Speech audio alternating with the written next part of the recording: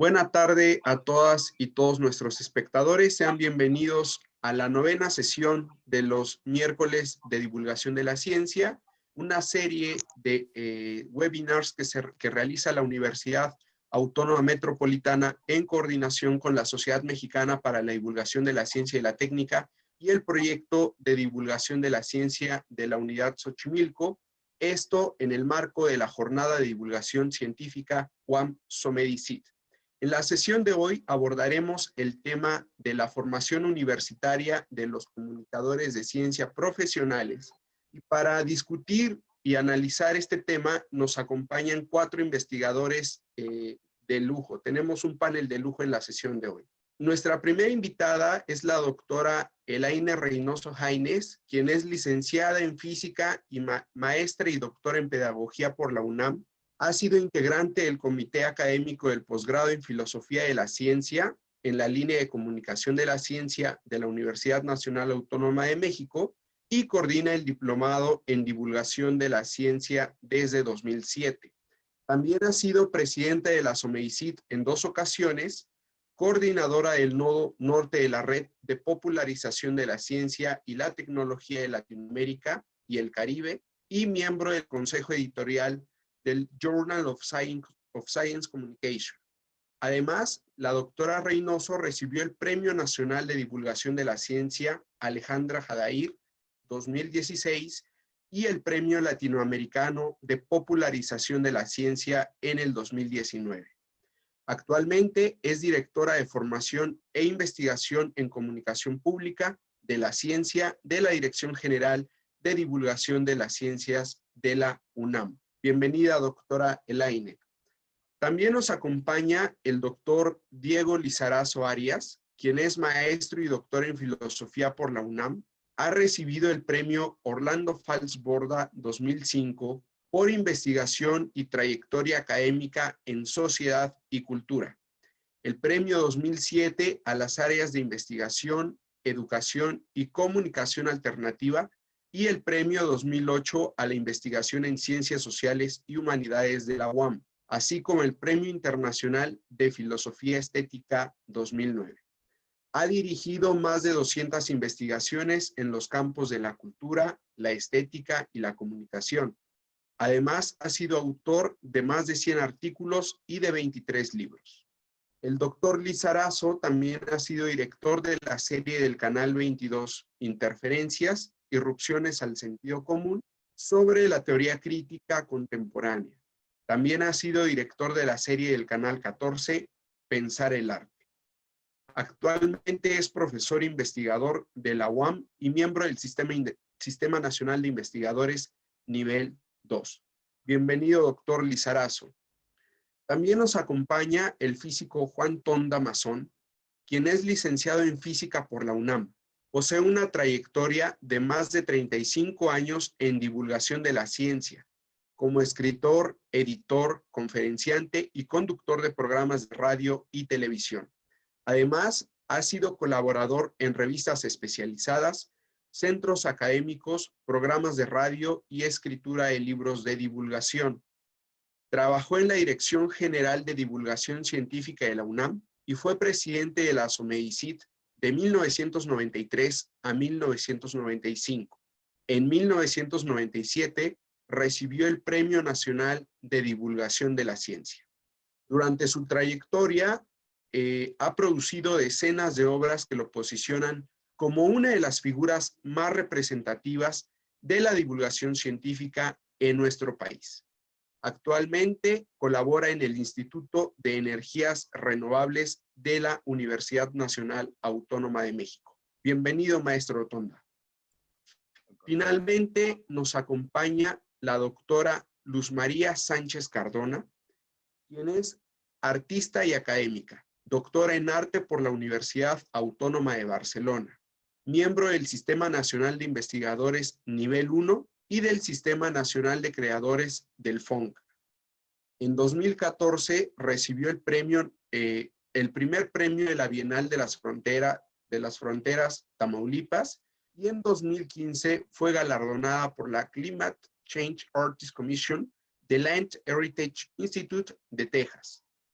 Ha sido artista residente en ArtPace San Antonio y en el Círculo de Bellas Artes de Madrid. Ha publicado libros, capítulos en libros y revistas académicas.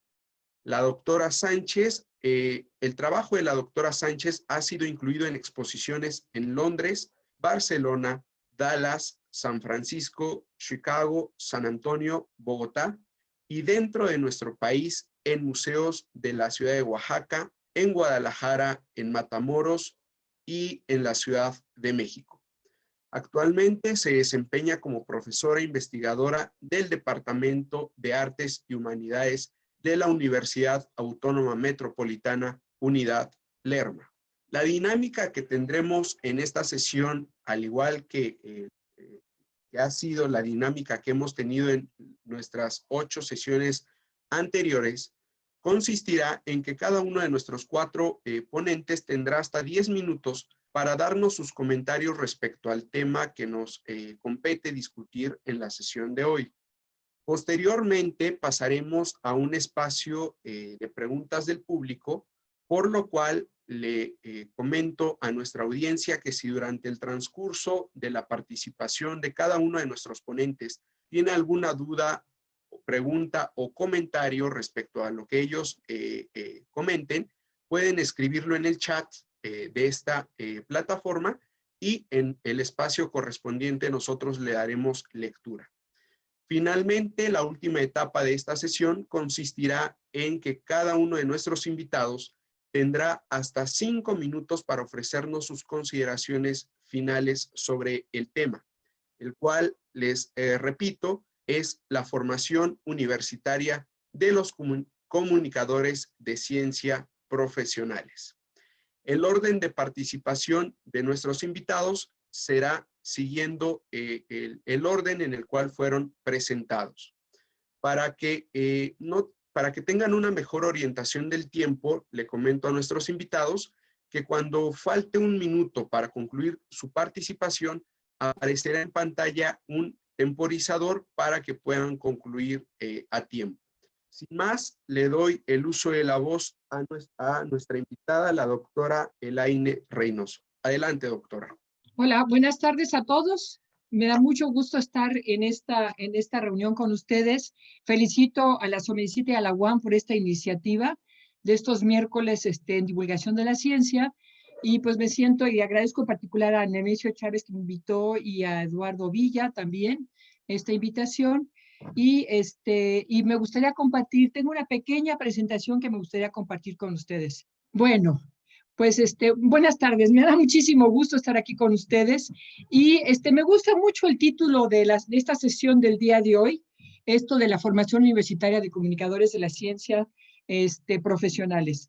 Y me parece muy adecuado porque, por varias razones. Creo que la divulgación de la ciencia en México, la comunicación de la ciencia en México, se hace fundamentalmente en universidades y también considero que es muy importante que las universidades seamos las que formemos los cuadros profesionales en este campo, que es un campo profesional.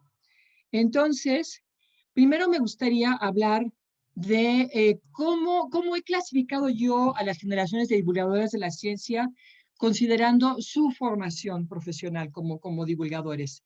Creo que hay una primera generación en lo que llamaríamos la era moderna de la comunicación pública de la ciencia, que arranca más o menos en los diferentes países entre la década de los 60 y 80 del siglo pasado, tal vez un poquito antes, 50, 60, 70, por ahí, en muchísimos países, que es en donde la comunicación pública de la ciencia se ve ya como una actividad, digamos, ya más organizada, con ciertos apoyos, muy incipientes todavía en sus inicios, pero ya con una cuestión ya como de un apoyo más de tipo institucional. Entonces, en esa época, en México en particular, que es la década de los 60 finales, hay una primera generación que yo he denominado los pioneros, que se formaron en la práctica, o sea, picando piedra a través del ensayo y el error. Una especie como de una cuestión como muy artesanal. Muy pronto surgió una segunda generación de comunicadores de la ciencia que buscaron una formación complementaria. Generalmente venían, por ejemplo, de áreas como puede ser, digamos, de una carrera científica o venían de la literatura o del cine o del periodismo, y se dieron cuenta que su formación estaba deficiente y que necesitaban buscar algo complementario. Y generalmente buscaron como un posgrado en diferentes áreas, porque en ese tiempo estoy hablando de los 80s, de los años 80 más o menos, no existía ningún programa formal para formar a divulgadores de la ciencia en nuestro país, y en el mundo había algunos casos muy contados. Entonces, esta segunda generación, pues generalmente, que yo me considero de esa segunda generación, pues buscamos maestrías y doctorados en actividades complementarias, como en mi caso, en pedagogía. Y luego estas dos generaciones pensaron que hacía falta algo que les faltó a ellos, que fue justamente que nos faltó a nosotros, que era un programa diseñado específicamente para formar comunicadores de la ciencia. Entonces conjuntaron, digamos, sus reflexiones, sus experiencias y demás, y empezaron a enseñar una serie de programas para formar a divulgadores profesionales de la ciencia. Hoy la comunicación pública de la ciencia ya no es considerado como una actividad, digo, sí estoy a considerar una actividad, digamos, como complementaria a otras actividades profesionales de algunas personas, sobre todo del área de ciencias, pero sobre todo es hoy en día una labor profesional que se ha visto que requiere de una formación especializada. Entonces, ¿en qué consistiría esta formación especializada? Comienzo por hablar un poco de lo que es el campo de la comunicación pública de la ciencia. Es un campo profesional multidisciplinario que está en pleno proceso de construcción y consolidación, que de alguna forma, y que se nutre en muchas áreas del conocimiento, de alguna forma las dos grandes áreas del conocimiento son por un lado la ciencia y por otro la comunicación, pero no es ni un hijito de la comunicación y tampoco es un hijito de la ciencia, o sea, no es un apéndice de ninguno de los dos, es la fusión de los dos y se nutre de muchas otras disciplinas y muchas otras áreas del conocimiento, como puede ser la historia, la filosofía, la sociología, diferentes el arte, la literatura, el cine, en fin, muchísimas otras áreas y actividades profesionales. Para poder cumplir un amplio espectro de temas de ciencia, para lo cual se utilizan muchísimos formatos diferentes y medios para llegar a una gran diversidad de públicos, para transmitir diferentes mensajes con diferentes objetivos para satisfacer una amplia gama de necesidades e intereses. Todo esto nos lleva a que actualmente podamos observar, si uno es estudioso digamos, de la comunicación de la ciencia, una gran diversidad de enfoques y miradas que tienen que ver con cómo entiende la ciencia y cómo entiende la comunicación de la ciencia.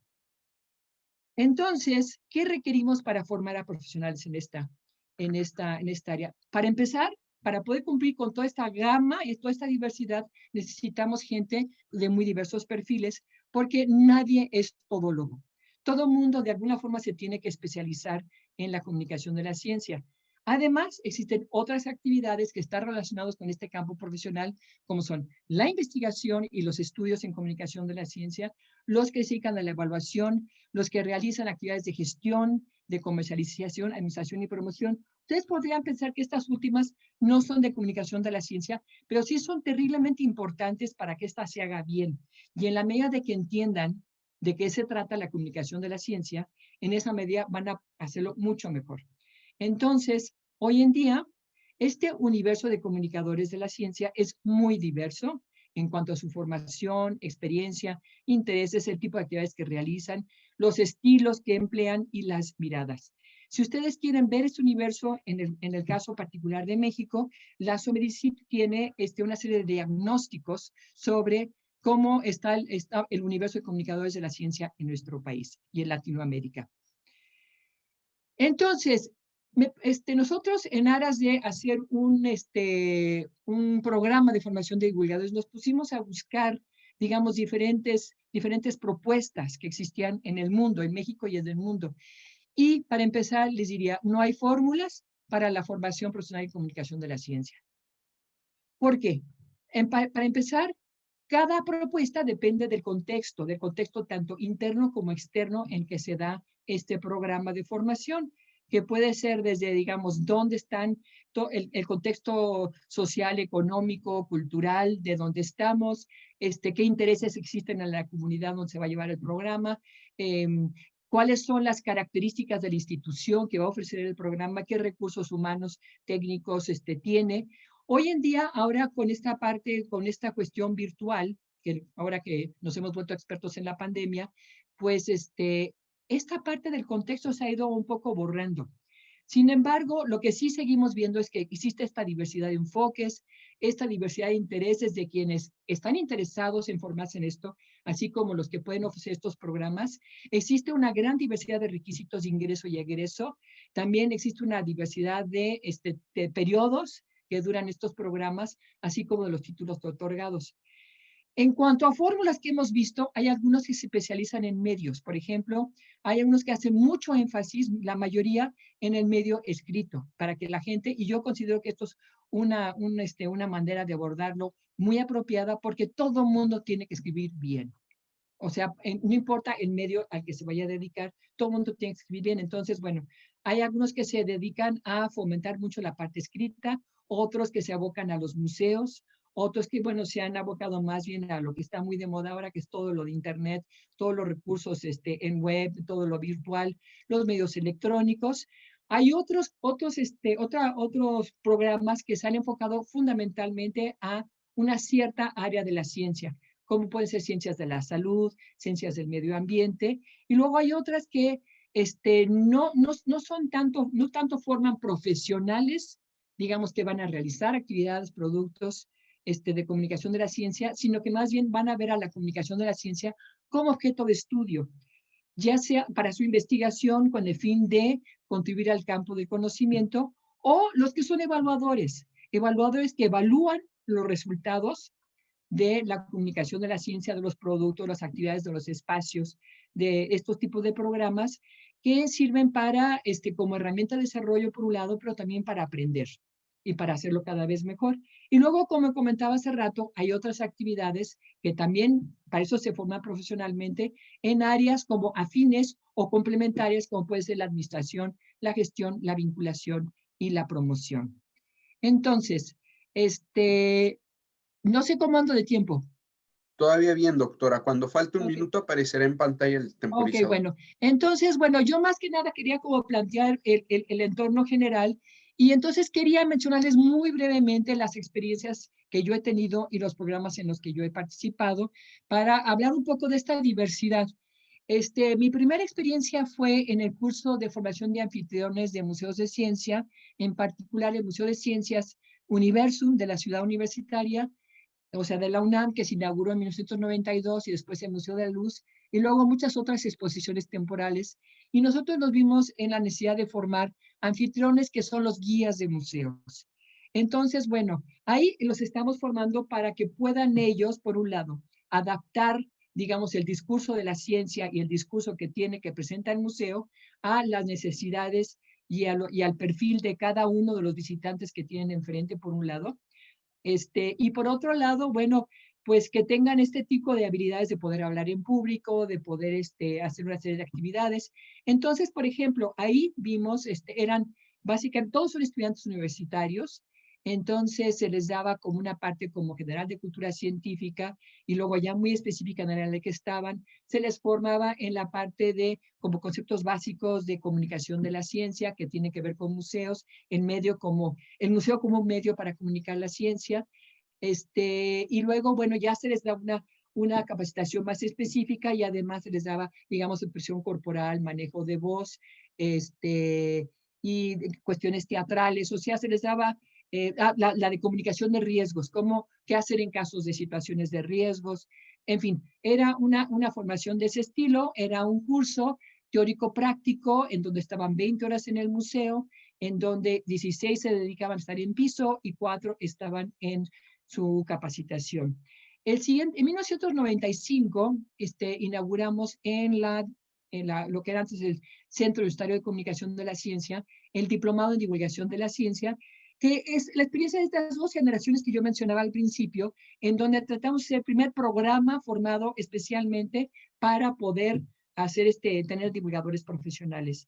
Este diplomado se ha dado durante 20 y tantos años, tiene una duración de 240 horas, es teórico-práctico, la idea proporcionar las herramientas teóricas y prácticas que requieren para ejercer la divulgación de manera profesional, y durante mucho tiempo creo que fue una muy buena opción, pero con lo que ha crecido, se ha diversificado y se ha hecho cada vez más complejo el campo de la comunicación de divulgación de la ciencia, este diplomado hoy en día es insuficiente, o sea, 240 horas ya es insuficiente. Falta o más teoría o falta más práctica. En el 2003, la Facultad de Filosofía, el posgrado de Filosofía de la Ciencia de la UNAM, nos invitó a que hiciéramos una línea de comunicación de la ciencia en el posgrado de comunicación de la ciencia, de filosofía de la ciencia. Y entonces, este posgrado evidentemente es de filosofía de la ciencia, como su nombre lo indica, y lo que forma este posgrado es que forma a investigadores en comunicación de la ciencia. Todos estos casos, bueno, sobre todo los primeros dos, han evolucionado gracias a la necesidad de estarse actualizando constantemente de acuerdo a las nuevas propuestas que existen en el campo y la evaluación tan interna y externa continua. Entonces nos dimos cuenta que, sobre todo hablando del diplomado y el posgrado, que necesitamos otro tipo de programas en donde mucho más sólidos, mucho más largos, en donde podíamos realmente ofrecer, digamos, todas estas bases teóricas y metodológicas que se necesitaban para formar a comunicadores profesionales. Y entonces hemos estado trabajando ya desde hace varios años en un posgrado en comunicación de la ciencia que ha variado dependiendo de quién va a ser nuestro socio. Si es la Facultad de Ciencias Políticas, la Facultad de Ciencias, en fin, o sea, hemos recibido diferentes invitaciones en donde, ¿ya falta poco? Ya, doctora, le queda un minuto. Ok, bueno, entonces nada más cierro que la idea es que esto tenga las bases teóricas, metodológicas y para poder ejercer profesionalmente la comunicación de la ciencia con la posibilidad de estar trabajando y tener mucha práctica. Y bueno, pues simplemente déjeme cerrar.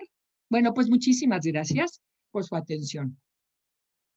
Gracias a usted, doctora, por sus comentarios, y nos queda claro que, así como lo hemos visto en sesiones anteriores, los comunicadores de la ciencia deben ser personas, deben ser profesionales especializados, porque la comunicación de la ciencia es una labor que merece un tratamiento específico para llegar a ser comprensible a todas las personas. Además de destacar la multidisciplinariedad que requiere esta disciplina. Gracias, doctora, por su participación.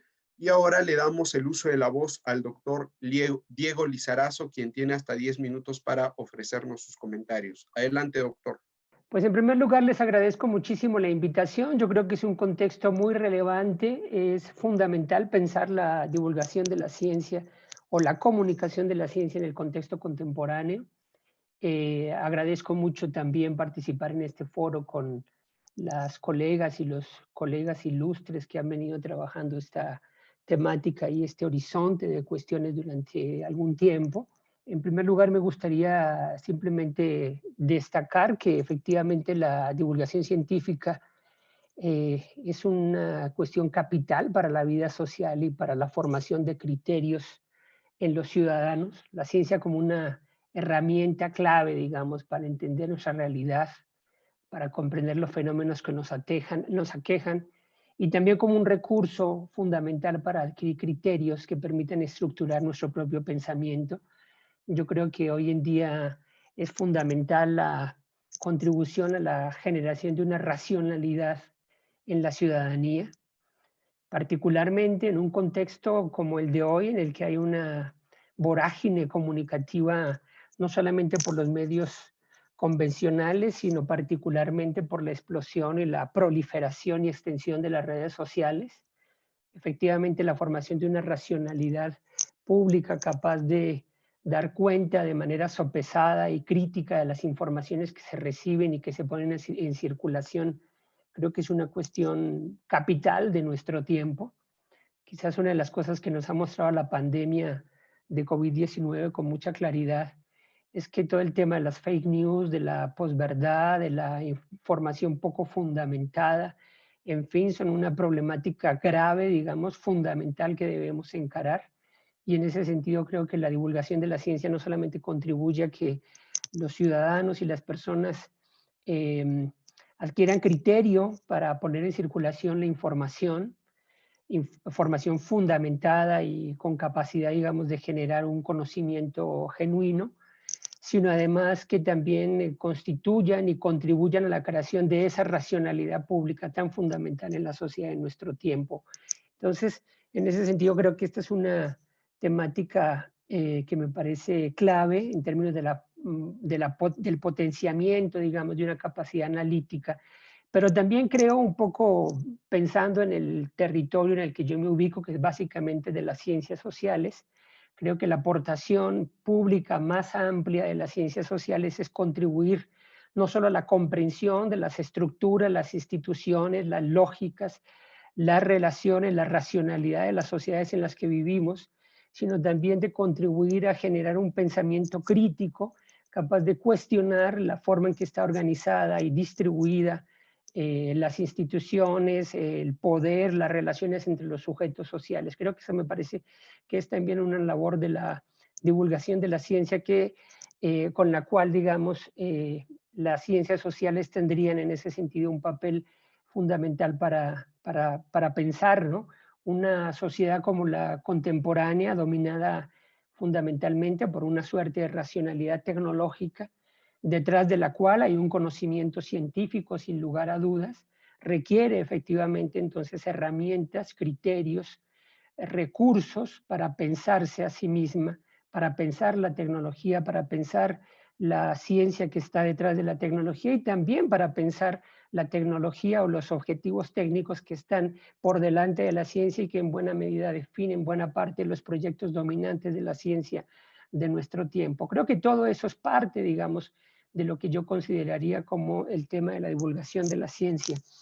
En el concepto mismo de divulgación de la ciencia, creo que hay que pensar también lo que significa semánticamente hablar de divulgación de la ciencia, supuesta generalmente como una suerte de discurso con un orden, unas estructuras, unas verdades que se transmiten a un público que lo recibiría. La noción de divulgación trae cargada, digamos, esa semántica de la receptividad de otros por parte de quienes ofrecen un discurso que tendría una serie de características, criterios, principios de verdad. Y en ese sentido yo opto más por pensar en comunicación de la ciencia, porque cuando menos abre la franja fundamental del diálogo, de la conversación. Creo que la ciencia no solamente tiene que divulgarse, sino que tiene que conversarse. Tiene que haber, digamos, en ese sentido tenemos que pensar quienes hemos tenido interés o quienes estén dedicados más profesionalmente a este tipo de procesos de comunicación del conocimiento científico, pensar la posibilidad de generar espacios de diálogo y de conversación donde los distintos sujetos, actores sociales, comunidades sociales tengan la posibilidad de discutir, de dialogar, de problematizar, de conceptualizar. En ese sentido, no solamente es divulgación, sino que realmente es la generación de campos de discusión, de espacios de confrontación, a veces de polémica, porque la ciencia misma no está desprovista de polémicas, y creo que esto es un elemento que me parece que tendríamos que tener también en el horizonte de nuestras consideraciones, ¿no? En particular, y quisiera hablar básicamente de eso, yo no podría decir que me dedico a la divulgación de la ciencia. Más bien tengo algunas experiencias que me han puesto, digamos, en este territorio de ejercer y de pensar la comunicación de la ciencia, que para mí han sido muy afortunados y quizás es lo que yo pudiese aportar a este panel de expertos. En particular, en el 2016, 2017 y 2017-2018, planteé 2 proyectos de comunicación de ciencias sociales, básicamente en torno al pensamiento crítico de nuestro tiempo, y por otra parte, en torno a algunos de los, en otro horizonte distinto, de los proyectos artísticos del área de las artes visuales que nos parecían significativos y que podrían comunicarse a un público y a un circuito más amplio.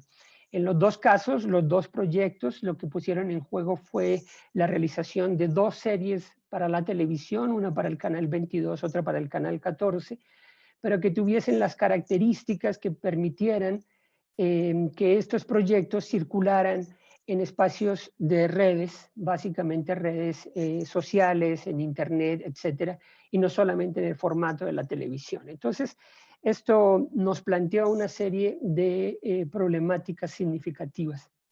Y yo quisiera nada más referir algunas de esas problemáticas que me parecen claves, digamos, en lo que esta experiencia puso en juego, ¿no? El tema de esa compleja mediación, quizás este es el problema principal, digamos, que particularmente experimenté y que tuvimos que resolver. El problema de esa compleja mediación entre el lenguaje científico, entre el discurso científico y el lenguaje propio de los formatos, de los discursos, de los textos comunicativos, en particular porque no estábamos ni siquiera en el territorio de la comunicación de la ciencia, en la prensa o en revistas especializadas o revistas de divulgación, sino lo que encarábamos básicamente era la comunicación de conceptos teóricos de las ciencias sociales, la teoría crítica, desde Theodor Adorno hasta Judith Butler, la comunicación de esos conceptos al público de la televisión o al público de las redes sociales. Un público muy vasto, un público en el que no se puede presuponer un conocimiento en estas áreas específicas, un público educado en los formatos y los lenguajes de la televisión, en las narrativas televisivas. Entonces el problema ahí clave, digamos, el problema nodal es cómo comunicar a ese público unos contenidos, unos conceptos, unas argumentaciones, unos planteamientos teóricos pensados bajo el rigor, el lenguaje, los ritmos, los sistemas de producción del discurso científico. Hay una tensión muy importante, una distancia bastante grande entre esos dos territorios, ¿no? Que exigían una elaboración que implicó muchísima complejidad, ¿no? El tema de tomar decisiones respecto a qué parte de la teoría plantear en una serie de televisión, qué conceptos elegir y cómo presentar estos conceptos de manera que fuesen asimilables, comprensibles en un gran esfuerzo sintético, pero también procurando no deshacer su complejidad, su riqueza, su profundidad, sus implicaciones más importantes. Bueno, creo que encontramos ciertas soluciones. Las soluciones fueron de orden argumentativo y narrativo, digamos, esa suerte de combinación de esos dos elementos. El hallazgo de un lenguaje visual fundamentalmente para la serie de interferencias basado en las animaciones que es un lenguaje que pertenece, digamos, a los circuitos públicos, mediáticos y de los circuitos sociales amplios. La animación se convirtió en un gran recurso para poder comunicar visualmente y para poder ilustrar las narrativas que estábamos planteándonos. Entonces aquí el tema fue básicamente encontrar en los lenguajes mediáticos un conjunto de recursos muy asimilables, narrar e ilustrar a través de animaciones, conceptos claves que entresacábamos de la teoría, en los que identificábamos los elementos fundamentales y que de alguna manera se cristalizaban a través de una narración. Entonces los videos comenzaban con una narración que cristalizaba el concepto fundamental, por decir algo, la noción de Adorno acerca de la relación entre la extinción del tiempo en el autoritarismo violento y la posibilidad del arte para expresar ese rompimiento de la experiencia. Entonces, ensayar una serie de narrativas, ya sea literarias o históricas, que permitiesen comunicar ese concepto.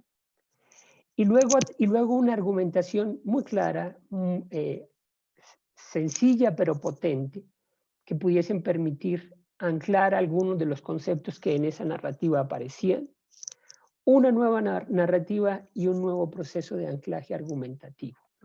Entonces, con esto lo que quiero plantear es cómo efectivamente había una necesidad, un desafío de reconocer los elementos claves que en el lenguaje científico estaban puestos en juego, en la argumentación a la que estábamos apelando, y por otra parte, apelar a los elementos claves del lenguaje comunicacional que allí se manifestaba. Bueno, ya se me está agotando el tiempo.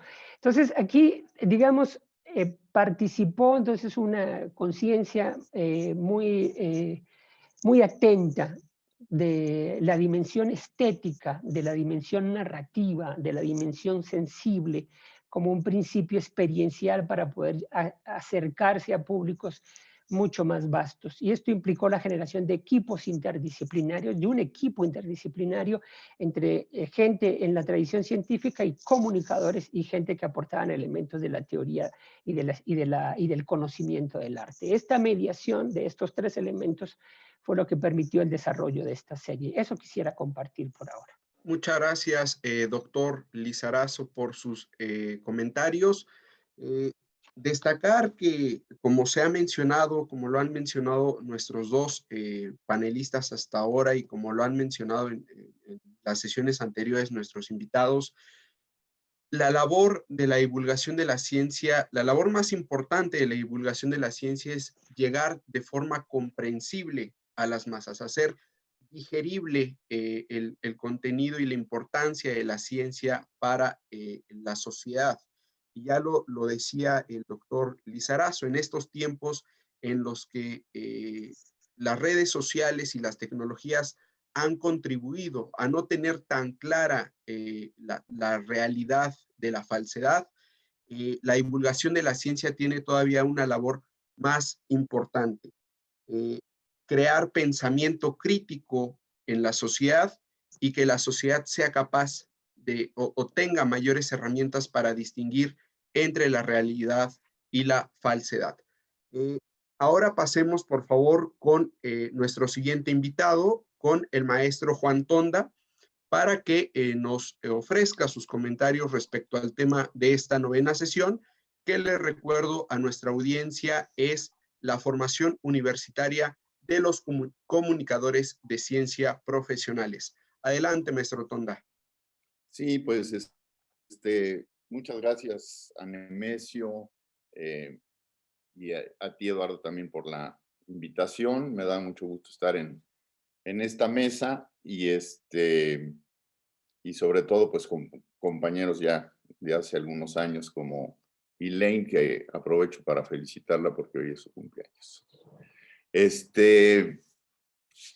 Creo que Elaine ya mencionó un panorama muy amplio de lo que es la formación de divulgadores y bueno, pues ella tiene una gran experiencia en esta área, ¿no? Yo pertenezco a la generación de divulgadores de la ciencia que nos formamos en la práctica, allá por los años 80, en el CONACYT.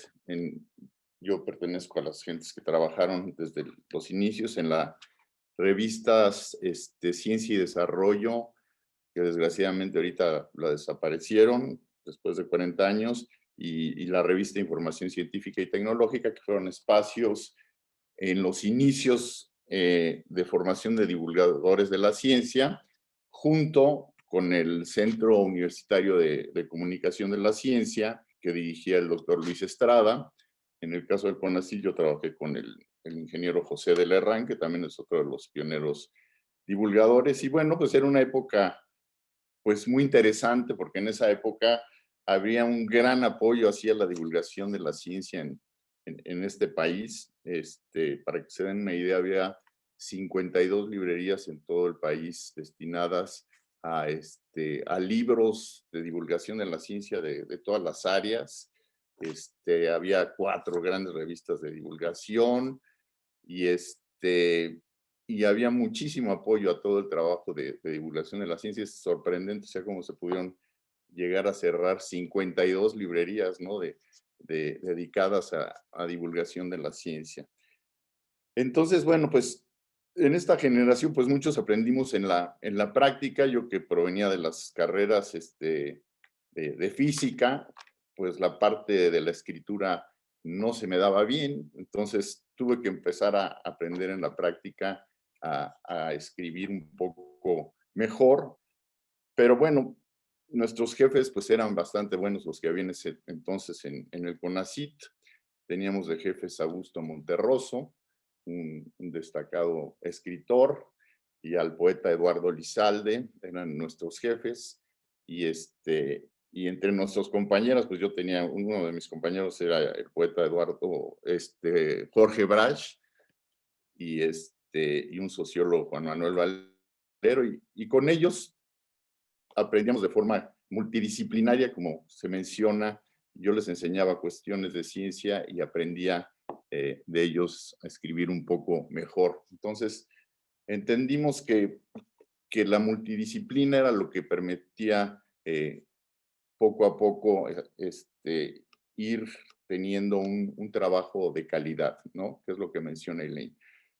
No se puede decir que tiene que haber una primacía de algún área del conocimiento en la divulgación de la ciencia, y este trabajo de multidisciplina es lo que te permite hacer un trabajo de calidad, ¿no? Eso es lo que ya aprendimos con el paso de los años, y bueno, y se los hemos transmitido a muchos alumnos en los diplomados de divulgación de la ciencia, ¿no? Que es muy bueno aprender la parte artística. A mí, por ejemplo, me encanta toda la parte artística, la parte de diseño gráfico. Trabajaba en divulgación de la ciencia cuando estuve ahí en la revista Como Ves, que la echamos a andar. Pues trabajaba como con 6 diseñadores gráficos, ¿no? Entonces habría que aprender de los artistas, toda esta cultura visual, ¿no? Que no se tiene en muchas otras áreas y que es sumamente importante, ¿no? Tener una cultura visual y ver que forma y contenido son muy importantes en divulgación de la ciencia, ¿no? Son 2 elementos, como mencionado ahorita Diego, en esta parte de las animaciones, pues es una parte fundamental, ¿no? Si se hacen unas animaciones de calidad, se nota inmediatamente, aparte de la parte narrativa, ¿no? O sea, son como 2 áreas que se están complementando. Entonces, la parte artística yo creo que siempre está presente a lo largo de toda la divulgación de la ciencia. Es un elemento sumamente importante. Entonces, pues poco a poco sí nos dimos cuenta que las experiencias que aprendimos en la práctica, pues había que pasarlas a las siguientes generaciones, y se empezaron a hacer pequeños diplomados en divulgación de la ciencia, hasta que se llegó a este gran diplomado de la Dirección General de Divulgación de la Ciencia, que ha llevado de manera magistral Elaine Reynoso a lo largo de muchos años, y en los cuales pues hemos participado como maestros muchos divulgadores, y hemos formado a muchas generaciones de divulgadores. Ya lo mencionó Elaine, desde el año 2000, ¿no? Yo empecé alrededor del año 2000, ¿no? A finales del 95. 95 empezó. Sí, en mi Ajá. caso empecé como en el 98, 99, una cosa así, en el diplomado de divulgación de la ciencia. Y pues es un espacio que ha sido muy rico, pero evidentemente faltan muchos espacios como el diplomado de divulgación de la ciencia, ¿no? Yo diría que falta hacer diplomados en todas las universidades del país. O sea que es una cuestión sumamente importante que haya muchos diplomados, se pase a hacer una maestría en divulgación de la ciencia y un doctorado. De hecho, en alguna etapa me acuerdo que Elaine hizo recogió un panorama internacional de todos los países donde había maestrías y doctorados en divulgación de la ciencia, y es impresionante, ¿no? Si ustedes se van a Estados Unidos, hay muchas maestrías, diplomados. En una época en Barcelona, en la Universidad Pompeu Fabra, había también un gran diplomado. En Brasil tienen maestrías y doctorados. Entonces, pues eso es como una asignatura pendiente, ¿no? Que se abran más espacios. O sea, en las universidades sí ese es un problema general, no solo del diplomado en divulgación de la ciencia, de la formación de divulgadores de la ciencia, sino en general de la divulgación. Falta como un reconocimiento a la tarea de los divulgadores de la ciencia como académicos de tiempo completo, ¿no? Yo esta es una de las cosas que pienso que es muy importante reconocer el trabajo de los divulgadores. Y aquí sí me gustaría hacer bueno, un paréntesis para entender que divulgación no se refiere a que vaya en una dirección el conocimiento, ¿no? En los modelos que hay de divulgación de la ciencia, pues Lewinstein, por ejemplo, es uno de los teóricos nuestros que ha aportado cuáles son los distintos modelos de divulgación de la ciencia, y se ha llegado que el modelo social es uno de los modelos más ricos, ¿no? Pero que todos los modelos son igualmente importantes y hacen falta tanto la divulgación en una dirección como el tomar en cuenta a la sociedad, en tomar en cuenta sus necesidades y a partir de sus necesidades ver qué les hace falta para resolver sus problemas y ayudar de una parte, pues se podría llamar como democrática, o sea, como el ideal, la apropiación social del conocimiento es otro de los puntos de vista como utópicos, ¿no? Lo que nos gustaría a todos los ciudadanos es llegar a que los ciudadanos comunes y corrientes pues se hubieran apropiado del conocimiento científico, entendido como sinónimo de conocimiento, o sea, que incluya obviamente a las ciencias sociales y también a las artes, ¿no? A mí, por ejemplo, me da mucho gusto ver que una persona, Luz María Sánchez, que está ahí con nosotros, es investigadora del área de ciencia y está en el Sistema Nacional de Creadores. Eso se me hace fantástico, ¿no? Qué bueno que alguien está en las dos áreas. Nosotros todavía estamos peleando que exista un Sistema Nacional de Divulgadores de la Ciencia. Y creo que un problema importante en esta concepción es no hacer divisiones, ¿no? Por ejemplo, esto que se quiere hacer ahorita de separar ciencias, humanidades y artes, pues yo creo que va contra el espíritu de la divulgación de la ciencia. Lo que se quiere es tener un conocimiento renacentista y universal donde estén todas las áreas consideradas y no haya áreas que están despreciadas, ¿no? Entonces yo creo que ahí sí hay un problema en cuanto a una concepción muy restringida del conocimiento, ¿no? Que bueno, a mí me extraña estas divisiones del conocimiento después de conocer nuestra historia universal, ¿no? De conocer el Renacimiento, de conocer Grecia, de cómo se discutían todos los problemas desde muchos puntos de vista y cómo se enriquecía. Entonces, para terminar, también una propuesta que me gustaría hacer, y bueno, ahorita lo estamos haciendo en el Instituto de Energías Renovables, es que en todas las carreras existiera la materia de divulgación de la ciencia, o si quieren llamarla comunicación de la ciencia. Yo creo que esa es una cosa fundamental. Yo ahorita lo estoy llevando a la práctica en la carrera del Instituto de Energías Renovables, en la carrera de Ingeniería en Energías Renovables. Los alumnos de primer semestre llevan la materia de divulgación de la ciencia y los estudiantes de maestría, todos también tienen la obligación de llevar una tutoría de divulgación de la ciencia. ¿Por qué? Porque también estaba lo que mencionaba Elaine y Diego, pues es muy importante que el conocimiento que nosotros realizamos en las universidades le llegue a la sociedad, ¿no? De alguna forma, si vemos lo que hay en los medios masivos de comunicación, esto que mencionaban de todas las noticias falsas, etcétera, pues hace falta la presencia de los divulgadores de la ciencia para ofrecer otro punto de vista, ¿no? De la sociedad y contribuir, yo siempre lo he visto así, como a educar a la población. No sé cómo vaya de tiempo, pero pues yo esto es más o menos lo que quería decir. Gracias. Gracias, maestro Tonda, por sus comentarios, por su participación.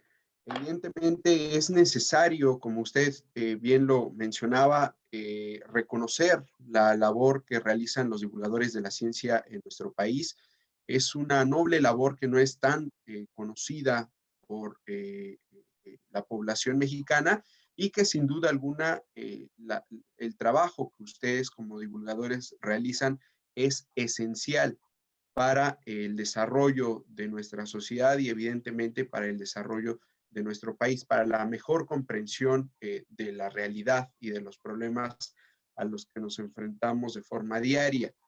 Y también, como usted lo comentaba de forma acertada, las universidades tienen ya en la puerta un reto importante y es parte de lo que se ha vislumbrado con esta serie de seminarios, en la cual es necesario que las universidades creen o amplíen la oferta educativa que tienen en materia de comunicación o de divulgación de la ciencia.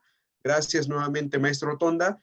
Y ahora pasamos con la doctora Luz María Sánchez Cardona para que nos ofrezca sus comentarios respecto al tema de esta sesión. Adelante, doctora. Muchísimas gracias por la invitación, tanto al doctor Joaquín Flores Méndez como al SOMEDICIT y a la UAM por esta iniciativa que están realizando. Creo que es fundamental que existan espacios como este donde podamos compartir experiencias y quizás a partir del diálogo encontrar nuevas posibilidades con toda la experiencia acumulada y con las posibles, los espacios, las proyecciones que se puedan tener. Este tema de hoy, en la formación universitaria de los comunicadores de ciencia profesionales, yo le quisiera agregar, y ese es el tema que yo trabajo, el arte y ciencia. Creo que es fundamental y creo que va en la medida de lo posible a sumar a lo que se ha venido comentando aquí.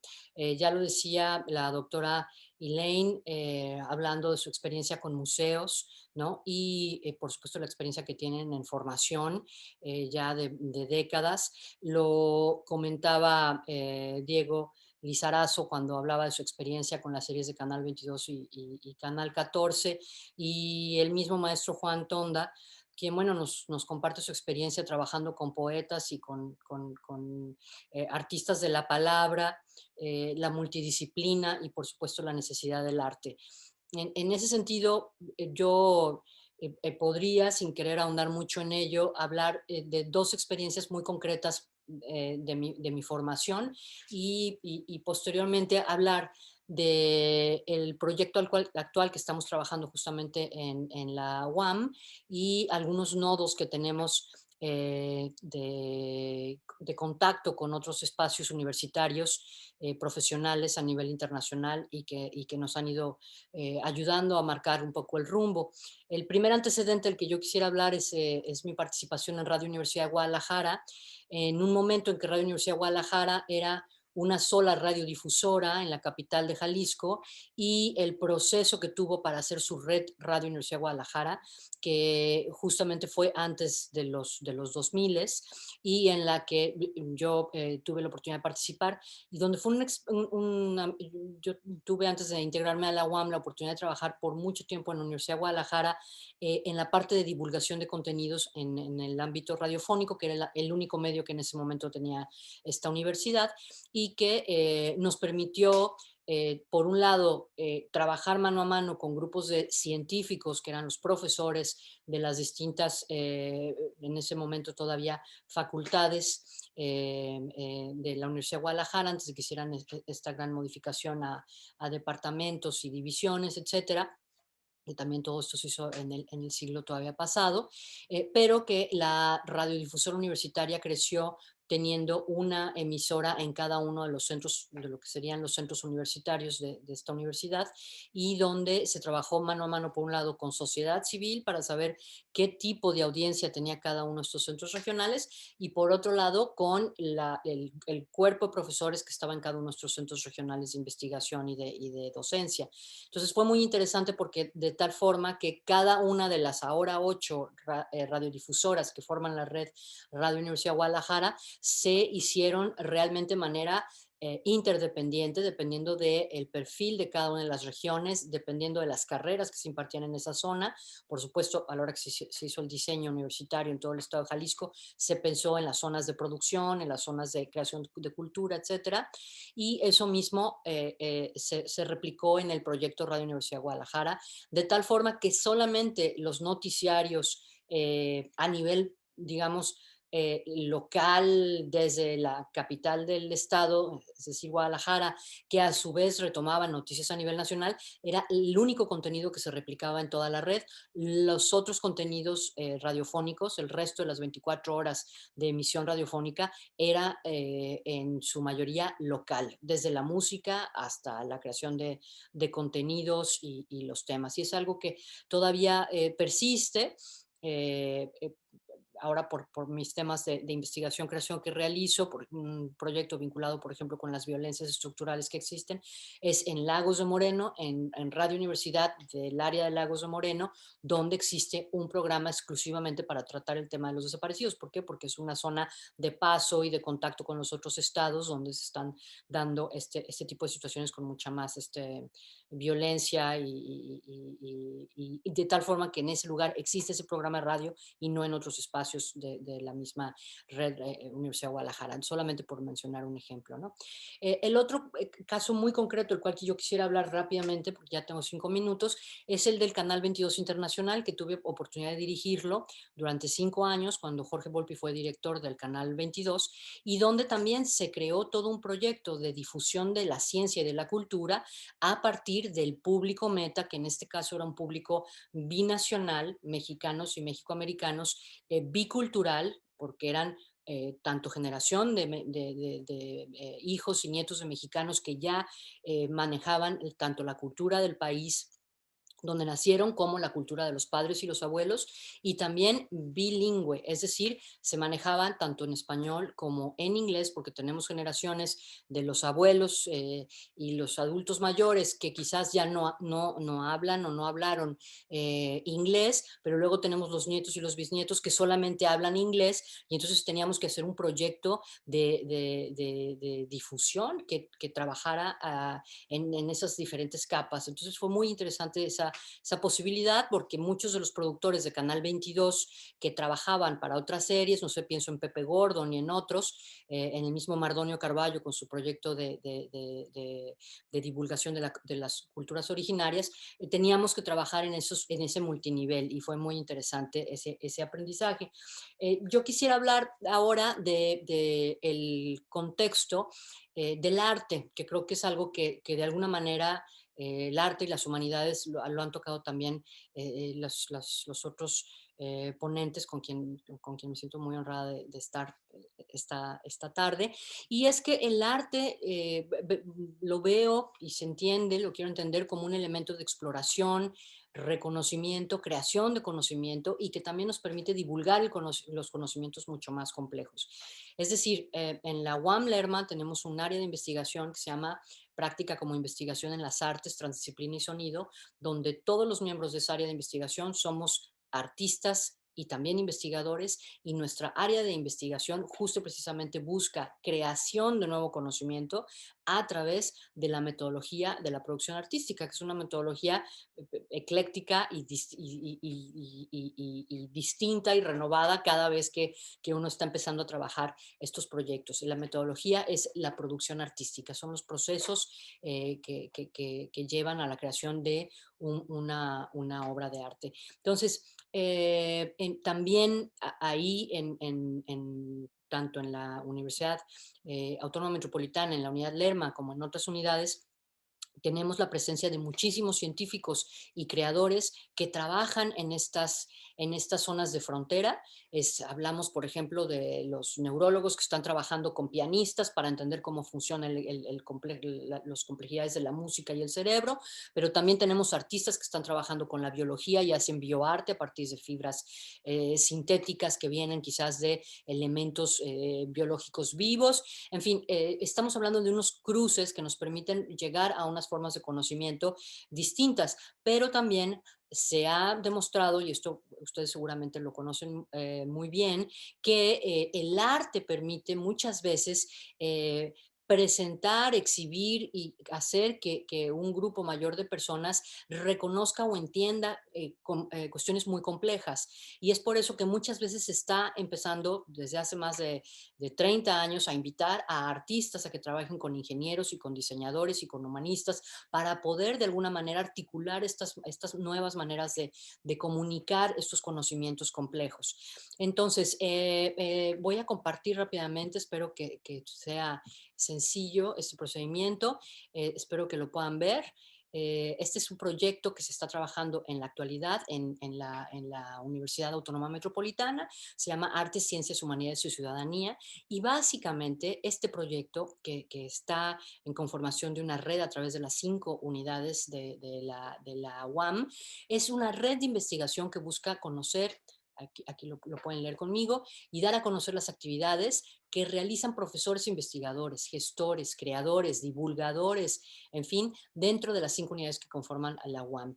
Y básicamente lo que se busca no es crear nuevos programas sobre nuevos programas, sino que ya lo que están haciendo los profesores, los creadores, los divulgadores de la UAM pueda entrar en una especie de nodo de nodos donde podamos de alguna manera darle esa visibilidad y que podamos también establecer comunicación directa con otros espacios de divulgación y de difusión. El hecho de que estemos pensando en hacer esta red nos va a permitir primero detectar quiénes están haciendo este tipo de trabajo de frontera y una vez que detectemos quiénes están haciendo este tipo de trabajo de frontera, poder establecer estrategias concretas para tanto divulgarlo como para que estas personas, estos profesores, estos colegas también se establezcan a sí mismos como parte de estos divulgadores, por así decirlo. Ahora, esto quizás no responde la pregunta que teníamos por ahí acerca de qué es lo que necesita un divulgador de la ciencia profesional. Por mi experiencia, ahí me identifico con el maestro Tonda, pues yo también fui y soy de una generación donde no existía, yo no tuve la oportunidad de formarme dentro de la divulgación de la ciencia, pero establecí y pude desarrollar proyectos de comunicación efectivos, eficientes, que trabajaran con ello.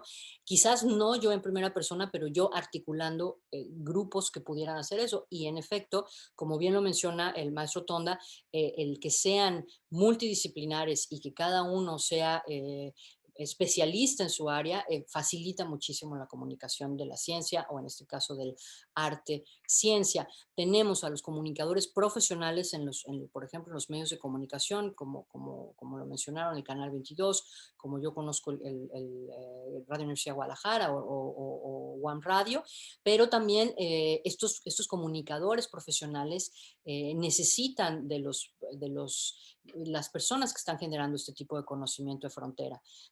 Es decir, ni unos pueden hacerse especialistas en lo otro, ni los otros en lo de aquellos. Sin embargo, sí es importante que se establezcan estas articulaciones de comunicación y que se profesionalicen tanto unos como otros para que pueda darse este sistema efectivo de comunicación de la ciencia o en este caso del arte ciencia. Bueno, yo dejo de compartir lo de este proyecto. Comentarles que en nuestra experiencia existe, por ejemplo, estamos trabajando de la mano de académicos de la Universidad de Łódź, en Polonia, que tienen una cosa que se llama Art Science Meeting y que hacen, por ejemplo, a la hora de que se está hablando de robótica y de cuestiones de cyborgs y este tipo de temas, tienen artistas que invitan a hacer exposiciones, pero tienen una serie de científicos y teóricos que pueden hacer una extrapolación a nivel de arte y ciencia y publican no catálogos, sino libros científicos alrededor de un tema que un artista que tiene una producción determinada lo puede representar. El otro es el nodo de redes de la International Society for Art, Science and Technology, que se llama ISAST, que es Leonardo, y que tienen una de las revistas más antigua de arte y ciencia, se llama Leonardo y la publica el MIT. Y el otro caso es el de Karlsruhe en Alemania, el ZKM, que también están manejando todo lo que son nuevas exposiciones, no a partir de residencias artísticas, sino a partir de proyectos de investigación, arte y ciencia. Entonces, bueno, eso es lo que yo quisiera comentar y abrir el espacio para el diálogo. Insisto, creo que lo que se ha comentado el día de hoy es muy, muy interesante y creo que todos podemos encontrar un punto común y es mi participación hasta este momento. Gracias. Gracias, doctora Luz María, por sus aportaciones. Sin duda alguna, en esta sesión hemos visto una nueva forma de comunicar y de divulgar el arte, la ciencia, perdón, a través del arte. Y la doctora Luz María nos lo ha dejado bastante en claro, que el arte es un medio que permite divulgar de forma más comprensible los conocimientos que pueden llegar a ser más complejos sin destruir, como decía o sin quitarle, como decía el doctor Lizarazo, su valor, su riqueza. Y creo que eso es importante. Y de esta forma podemos llegar a una mayor cantidad de población. Y tanto las experiencias de todos nuestros invitados, tanto de la doctora Reynoso, del doctor Lizarazo, del maestro Tonda y de la doctora Luz María, creo que nos han dejado bastante en claro que la labor de divulgación de la ciencia es algo que se tiene que apoyar en nuestro país, sin duda alguna. Gracias a nuestros panelistas. Pasemos ahora a la siguiente ronda de esta sesión, que consiste en las preguntas que nuestra audiencia ha formulado en el chat de esta plataforma. La primera pregunta es abierta para nuestros 4 invitados. Es del doctor Joaquín Flores Méndez, quien pregunta: ¿cuáles son los elementos académicos que necesita conocer un recién egresado de cualquier área para ser un buen comunicador de la ciencia? ¿Alguien de nuestros invitados desea responder la pregunta? ¿Podemos volver a vernos todos o no? Sí, doctor. Ok. Pues eso es una pregunta muy compleja. Es una pregunta que nosotros llevamos varios años trabajando y tratando de responder. Porque depende de muchísimas cuestiones. O sea, lo que yo mencionaba hace rato de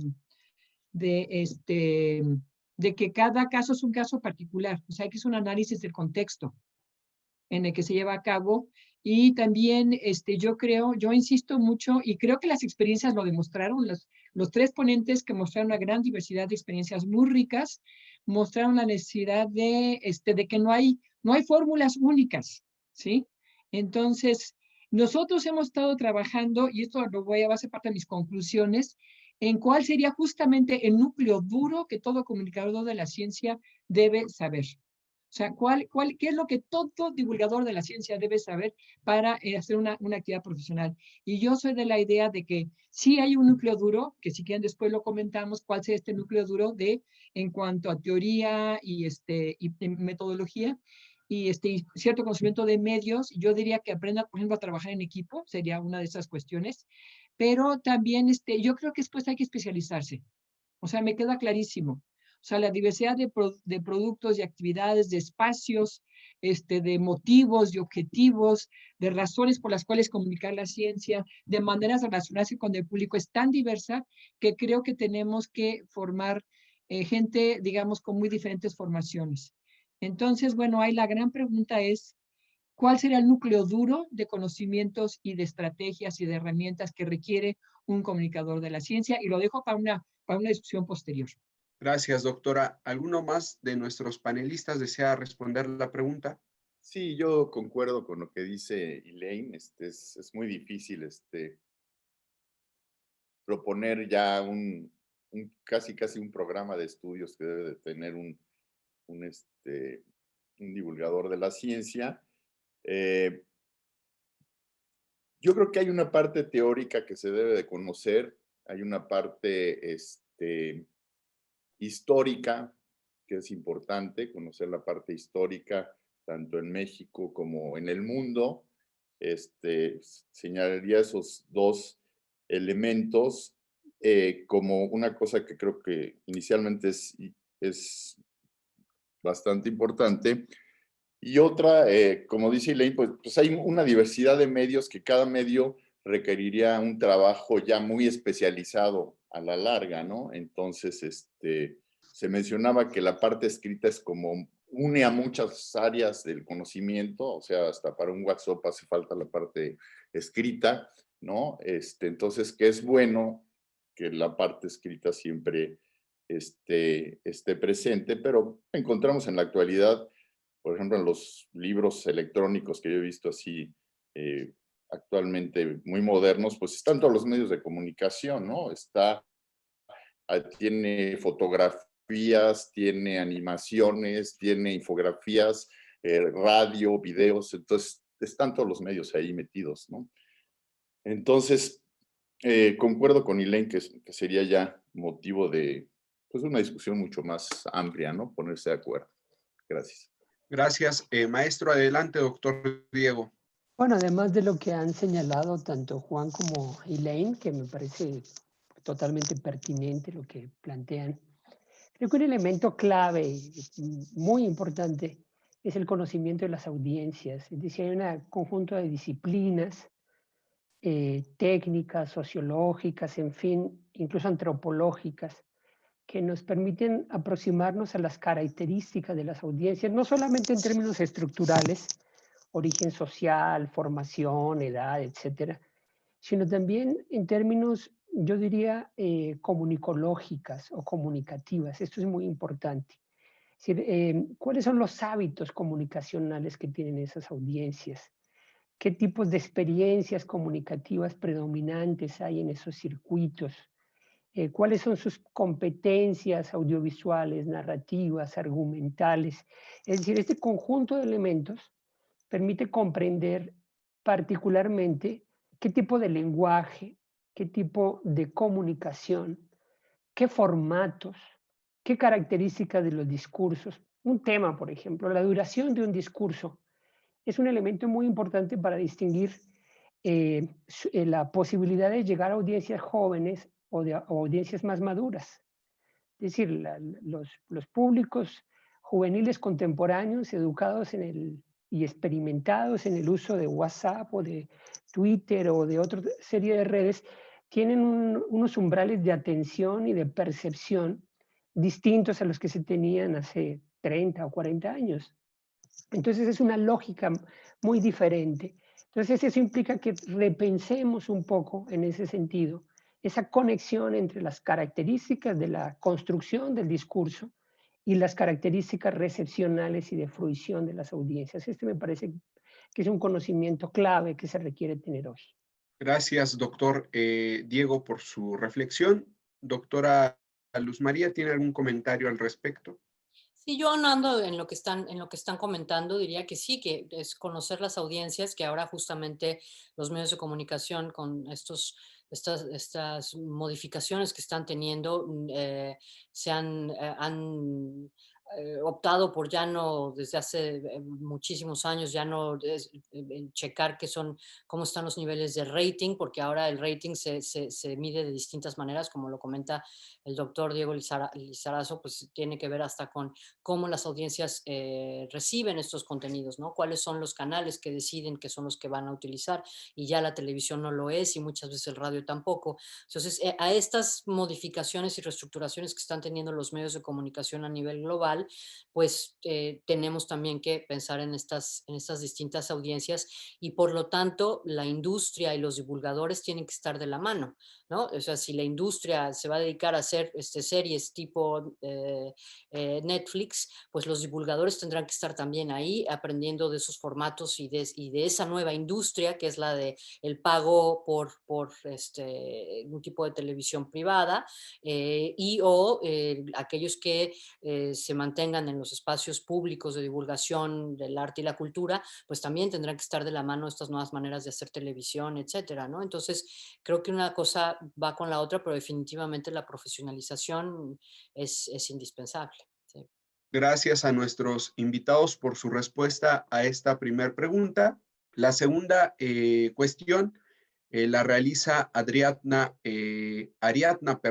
Hernández, va dirigida al maestro Tonda y pregunta, ¿cuáles han sido las experiencias obtenidas por parte de profesores y alumnos después de haber impartido la asignatura de divulgación de la ciencia en el Instituto de Energías Renovables?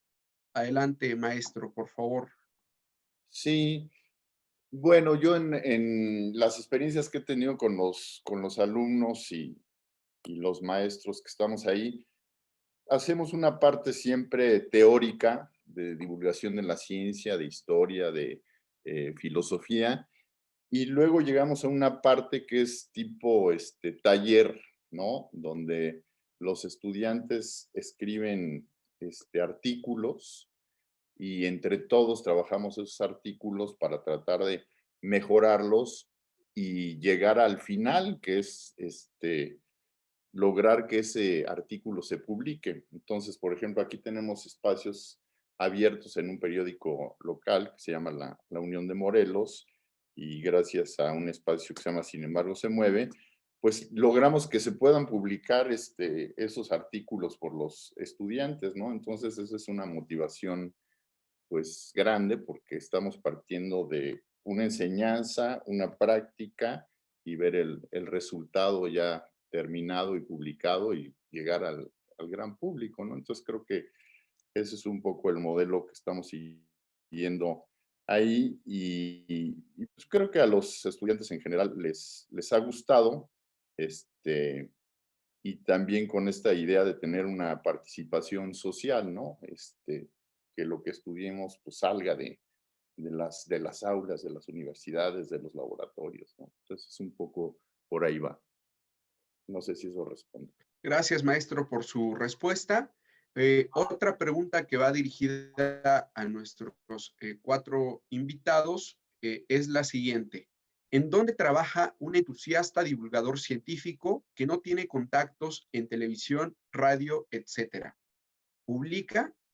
¿Cómo comunica su manera particular de entender conceptos científicos, cuidando de no pulverizarlos? Bueno, yo creo que la pregunta misma trae un elemento crítico importante. Es decir, efectivamente lo que la pregunta está implicando, además de todo, es el tema de si hay suficientes espacios, si tenemos circuitos con un apoyo institucional, gubernamental suficiente como para poder plantearnos este tema capital que comentamos al comienzo, de que creo que tiene que ver con otra pregunta que está en el chat, de por qué no es, digamos, parte de los programas oficiales la divulgación de la ciencia.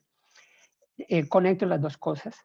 Eso tiene que ver, decía, con la dificultad para reconocer institucionalmente, quizás en términos más amplios, de que la cuestión de la ciencia no debe ser un asunto especializado o un asunto de un grupo de personas que tienen ciertos privilegios o que tienen ciertas vocaciones o ciertas inclinaciones, sino que hay determinados conocimientos científicos en niveles adecuados que yo creo que el conjunto de la sociedad debe tener, ¿no?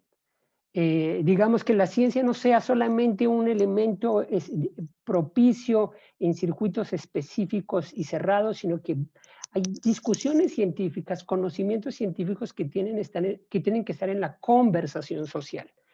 Esto implica entonces que estructuralmente nuestra sociedad conciba la divulgación y la comunicación de la ciencia como un elemento capital del desarrollo social, del desarrollo cultural, de la construcción de la ciudadanía, digámoslo así, de la formación de una racionalidad pública.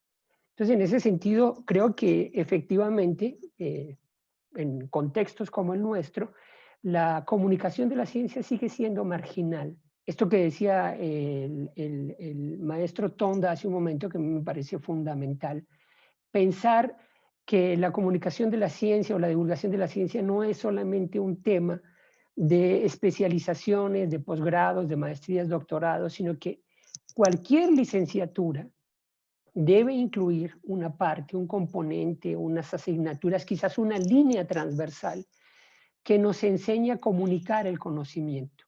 pero que además tengamos estructuras para hacer posible la comunicación de ese conocimiento y su discusión y su problematización pública. Creo que esto es un objetivo fundamental, digamos, de la sociedad contemporánea. Ahora, creo que contamos también con algunas herramientas en distintos contextos universitarios y no universitarios. Se está aprovechando, por ejemplo, la ductilidad y las posibilidades que ofrecen las redes cibernéticas, todos los sistemas digitales e informacionales, para generar redes, para generar iniciativas, para generar radios por internet, para generar canales de televisión, en fin, con los recursos que se nos están ofreciendo y que creo que son cosas que tenemos que aprovechar en los distintos contextos en los que nos encontramos. Ahí hay un territorio que tiene que ver con el aprendizaje, con la generación de estrategias, de competencias digitales, que creo que formarían parte, digamos, de los capitales con los que contaría un divulgador o una divulgadora de la ciencia en el horizonte contemporáneo y que le va a permitir, quizás si no tiene la posibilidad de acceder a esos circuitos institucionales más establecidos, a generar estrategias que progresivamente, con el tiempo, con buenas prácticas, pueden ir generando resultados. Gracias, doctor, por su respuesta, interesante respuesta a la que da a esta pregunta. No sé si alguno de nuestros otros invitados desee expresar alguna opinión al respecto. A mí me gustaría retomar un poco lo que acaba de decir Diego, que mencionó que la comunicación de la ciencia sigue siendo marginal. Y estoy de acuerdo, sin embargo, no estamos como estábamos hace 20 años o 30 años, y pues eso lo sabe muy bien Juan, por ejemplo, ¿no? Juan, que es pionero de la comunicación de la ciencia en este país, porque yo siento que la comunicación de la ciencia ya se incorporó al discurso oficial. Y luego ya está incorporado a la ley de ciencia y tecnología, está incorporado en los planes de desarrollo de las universidades, estaba hasta hace, creo que todavía, no sé, estaba incorporado en todo lo que son el Consejo Nacional de Ciencia y Tecnología, el CONACYT, así como la Red Nacional de Consejos Estatales de Ciencia y Tecnología, que va un poco de la mano de que estaba preguntando la persona de dónde podía trabajar un entusiasta divulgador. Creo que se están abriendo espacios, además de estos espacios que se mencionaba en las redes y que se mencionaba todos estos nuevos formatos que han mencionado. Yo he visto, por ejemplo, los egresados del diplomado, vamos a hacer un pequeño seguimiento, y muchos han formado sus propias páginas, blogs, en fin, se han metido mucho en cuestiones de redes sociales, han formado una cosa que ha sido muy interesante y preocupante al mismo tiempo, que es que es toda esta parte como de ciencia recreativa. Hace muchísimos años, les voy a contar una anécdota muy chistosa. Yo soy física y fui a un congreso de la Sociedad Mexicana de Física en la ciudad de San Luis Potosí, estoy hablando del año 84. Yo iba así en calidad de estudiante y entonces, al mismo tiempo había en la ciudad de San Luis Potosí un evento de profesores de educación física y mandaron al mismo reportero a cubrir los dos eventos. Y él no entendió que eran dos eventos diferentes, el Congreso Nacional de Física y el Congreso de Profesores de Educación Física. Entonces, él juntó los dos eventos en una sola nota y dijo que era muy importante la física porque era una manera de alejar a los niños de los malos amigos y de los malos hábitos, y en fin, y que el deporte que había que impulsarlo, en fin, ¿no? O sea, hizo una revoltura espantosa. Y entonces yo le dije al presidente de la Sociedad Mexicana de Física, le dije, oye, yo creo que tenemos que hacer algo para decirle a la comunidad local, ¿qué hacemos los físicos? ¿Por qué estamos aquí? ¿No? Y entonces, eso fue una cosa, ¿no? Y luego hubo otro evento. Hay muchos físicos casados con físicas. Y entonces, en esa época, yo no tenía hijos, pero había muchos que decían, oye, ¿dónde está fulanita? No, se quedó cuidando a los niños, ¿no? No pudo venir. O venía arrastrando al niño el último día mientras el físico le cuidaba un ratito al niño para que ella pudiera entrar a su ponencia.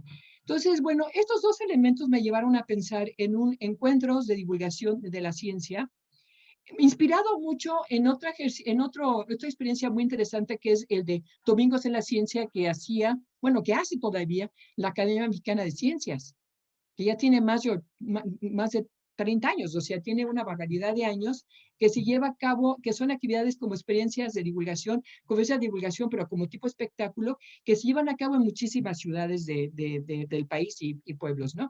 Entonces, bueno, inspirada en estas dos experiencias, decía, bueno, por un lado hay que decir la comunidad local porque estamos aquí y dejar algo por la comunidad local, y por otro lado, hagamos una guardería científica. O sea, yo creo que los niños aprenden más si faltan una semana en la escuela y van al Congreso de Física y hacemos una serie de actividades para niños. Bueno, fue un éxito rotundo, quiero decirles. Y actualmente se sigue llevando a cabo este evento cada año como una actividad paralela al Congreso Nacional de Física en la sociedad sede del Congreso. Les comento esto porque me siento muy orgullosa, o sea, soy mamá de muchas cosas, pero esa es una de ellas. Esta experiencia dio lugar a que se formaran muchos grupos, porque hacíamos como actividades en los parques. Teníamos una actividad que era Tianguis de la Ciencia, en donde poníamos una especie como de carpas, tipo tianguis, y hacíamos experimentos y la gente metía las manos, ¿no? Experimentos de óptica, de sonido, en fin, ¿no? De mecánica, ese tipo de cosas, y la gente metía las manos. Y experimentaba y se divertía, en fin, ¿no? Y damos muchas conferencias y pasábamos videos, exposiciones, y fue un éxito bárbaro, quiero decirles. La población se involucró mucho, los propios congresistas también les encantó y también participaron, incluso como público.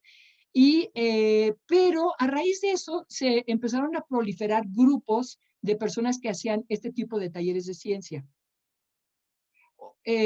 Viendo, digamos, los últimos congresos, hay del orden de 30 y tantos en el país en este momento, y se han proliferado muchísimo, lo cual por un lado me da una enorme alegría, pero por otro lado me preocupa porque lo han visto como un medio de divulgación. Un medio de divulgación que podría ser riquísimo, porque es una forma de tener una retroalimentación y una comunicación inmediata con el público. Pero, sin embargo, lo han convertido algunos, no todos, en ser como payasitos de la ciencia. O sea, me he visto de payaso, hago trucos, hago cosas chuscas y digo que estoy divulgando la ciencia. Eso me preocupa mucho hablando de la profesionalización y me preocupa mucho porque estamos en un punto de inflexión. Como comentaba Diego hace rato, si bien somos una actividad marginal, ya estamos incorporados en el discurso oficial, en los planes de desarrollo. Sin embargo, tenemos que convencer que es una actividad profesional, ¿sí? Que tiene toda esta serie de características que se han mencionado en este panel y que es una cosa que se debe tomar en serio. Y si la gente piensa que eso es lo que hacemos los divulgadores, es vestirnos de payasos y hacer trucos, pues creo que estamos mandando un mensaje muy equivocado y muy frívolo de lo que lo puede ser la comunicación y para qué puede servir la comunicación. Y entonces estamos en un punto de inflexión. O sea, tenemos que de plano despegar como una actividad profesional, ¿sí? Que tiene toda esta serie de características que se han mencionado, para que no piensen que somos eso, ¿sí? Que somos eso. Entonces, bueno, pues es un poco lo que yo quería comentar en lo que, respondiendo a la pregunta, ¿dónde trabajan?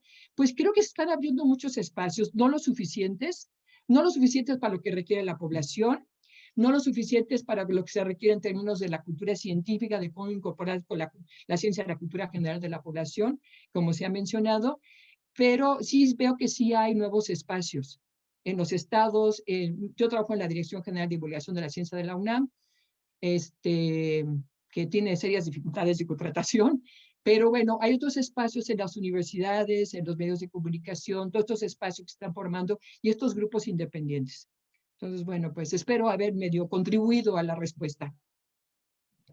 Claro que sí, doctora Elaine, muchas gracias. ¿Alguno más de nuestros invitados desea responder la pregunta?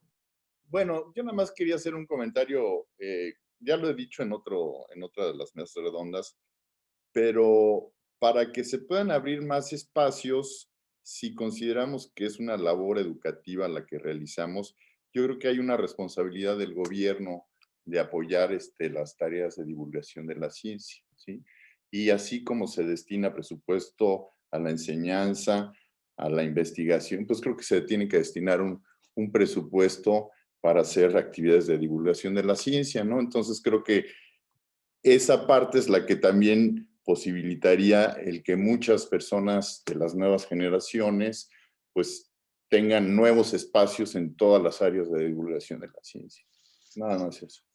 Perfecto, maestro. Muchas gracias por el comentario. Doctora Luz María, ¿tiene algún comentario? Perfecto. Pasemos a nuestra última etapa de nuestra sesión, la cual consiste en la ronda de conclusiones, motivo por el cual le solicito a la doctora Elaine Reynoso que nos ofrezca sus consideraciones finales respecto al tema discutido en la sesión de hoy y comentarles que para ello tienen hasta 5 minutos. Adelante, doctora, por favor. Muchas gracias, Eduardo. Bueno, yo quiero retomar el tema de la mesa, que es esta formación universitaria de comunicadores de la ciencia. Yo creo que los tres ponentes con los que comparto este panel mostraron experiencias riquísimas de las diferentes posibilidades que existen para comunicar la ciencia. Y entonces creo que eso es un reflejo claro de la necesidad de tener o sea, no somos todólogos y necesitamos formar gente con muchos perfiles diferentes. Creo que es algo que es muy importante de tomar en cuenta. Entonces, bueno, tomando otra vez el tema de la mesa redonda, yo creo que para hacer un programa de formación de divulgadores o de comunicadores de la ciencia, a mí me gusta más el término comunicación pública de la ciencia porque yo incorporo todas estas diferentes modelos y miradas que se han comentado, las diferentes maneras de relacionarse con el público que también se han comentado, pero yo creo que hay que responder a dos preguntas. Primero, ¿qué queremos en términos de cultura? O sea, ¿para qué queremos comunicar la ciencia? ¿Qué queremos a la población? O sea, ¿por qué es importante que queremos, qué de ciencia queremos comunicar a la población? Y segundo, ¿cómo formar a la gente que lo hagan para que lo hagan de manera responsable y profesional? O sea, pasando por la parte de la calidad, y por supuesto tiene que ver con el profesionalismo, y por la parte ética. Entonces, para responder a la primera pregunta de qué es lo que queremos, por qué queremos comunicar la ciencia, estoy totalmente de acuerdo con lo que ha expuesto Diego. Yo creo que una parte muy importante es como fomentar el pensamiento crítico. Me encanta lo que están haciendo esto de fomentar el pensamiento crítico. Me gustaría mencionar el caso de Marcelino Cereijido, que él hablaba, que dice que más que comunicar la ciencia, hay que comunicar una cultura, lo que hay que transmitir es una cultura compatible con la ciencia, que básicamente lo que es fomentar el pensamiento crítico. Ante sobre todo estas situaciones hoy en día, que tenemos un mar de información, uno tiene que darle a la gente herramientas para que puedan navegar en ese mar de información que está a su disposición y poder realmente extraer la información que les sirva y saber aplicarlo. Entonces, bueno, ¿qué es la cultura científica? Ese es otro debate que también hay muchísimos libros, artículos y demás escritos sobre eso. O sea, ¿qué de ciencia? ¿Qué habilidades? ¿Qué destrezas? ¿Qué imagen de la ciencia? ¿Cómo se hace la ciencia? Que la gente entienda cómo los científicos saben lo que saben, cómo se construye, mostrar la ciencia como parte del contexto social y cultural, como un producto social y cultural, económico que depende de su contexto, o sea, todo eso, ¿no? O sea, entonces yo creo, y sobre todo darles como elementos para que ellos puedan ser buenos ciudadanos, para que puedan participar de manera, digamos, informada en la toma de decisiones y también en la parte de, y que puedan actuar con responsabilidad y con un espíritu de compromiso con su entorno natural, social y cultural. Entonces, bueno, esto como a grandes rasgos. Ahora, ¿cómo formamos a la gente para hacer eso? Entonces, ahí está lo que yo comentaba hace rato del núcleo duro. El núcleo duro, en donde, ¿qué es lo que necesitan saber? Y ahí, bueno, tomo un poco lo que se había comentado, también lo que ha comentado Juan, pues esta parte como de las bases como teóricas de la comunicación, de la propia comunicación de la ciencia, que es un campo de conocimiento que ya tiene sus propios fundamentos teóricos, pero también otras áreas del conocimiento que podría ser la historia, la filosofía, la antropología, por supuesto la comunicación, la literatura, en fin, muchas cosas. Entonces, es todo un ejercicio de ¿qué tiene que saber un comunicador de ciencia? De ciencia, ¿qué tiene que saber de cómo se hace la ciencia? Y, o sea, eso también tiene que estar en el programa de formación, y para que él a su vez lo pueda comunicar. Y después tenemos que dar la opción de que se especialice, ya sea en un medio, en un tipo de público, una forma de relacionarse con el público. O sea, yo estoy de acuerdo que yo voy más por una cuestión no vertical, sino realmente horizontal, en donde veamos al otro como un interlocutor, en donde hay un diálogo de saberes. Y por supuesto, tenemos que buscar un balance entre teoría y práctica y darles mucha práctica. Y bueno, y enseñarles a trabajar en equipo. Perdón, ¿ya se me acabó el tiempo? Le restan unos segundos, doctora. Ok, bueno, enseñas a trabajar en equipo. Entonces, nada más me gustaría concluir con la parte de arte. Yo creo que el arte es un puente creativo extraordinario. Podría hablar mucho de eso también, pero me quedan 35 segundos. Entonces, me parece estupendo, me parece maravilloso lo que está haciendo Luz María. Y yo creo que es un arte, digamos, un puente creativo fantástico para comunicar la ciencia. Y entonces, bueno, yo terminaría con eso. Perdón, nada más una última cosa. Creo que tenemos que incorporar la evaluación como una herramienta de trabajo para actualizarnos y para estar continuamente mejorando nuestros programas. Muchas gracias. Doctora Elaine Reynoso, muchas gracias por sus comentarios, pero sobre todo gracias por aceptar participar en esta sesión. Sin duda, sus contribuciones han sido invaluables. Muchas gracias. Ahora pasemos, por favor, con el doctor Diego Lizarazo para que nos ofrezca sus consideraciones finales. Adelante, doctor. Bueno, en primer lugar quiero agradecer a Luz María, a Juan, a Elaine sus aportaciones. En realidad aprendo mucho de cada evento en el que podemos participar y han planteado cosas de lo más interesantes, experiencias bastante ricas, como decía Elaine hace un momento. Creo que el planteamiento del núcleo duro que hizo Elaine es bastante completo, yo lo reivindico completamente. Creo que ese es un horizonte de atención para la formación de los comunicadores y comunicadoras de la ciencia, que me parece fundamental. Destacaría tres cosas ahora más bien, como tres elementos que tendríamos que desarrollar social e institucionalmente. En primer lugar, el estimular la formación de redes interdisciplinarias e interinstitucionales en comunicación de la ciencia a diversos niveles, en distintos estratos y circuitos sociales, y en ellos generar experiencias, proyectos diversos, publicaciones escritas, proyectos de audio, proyectos de radio, proyectos de televisión. Insisto en que el medio digital nos facilita en este momento la posibilidad de generar esas redes y de generar esos procesos de experimentación.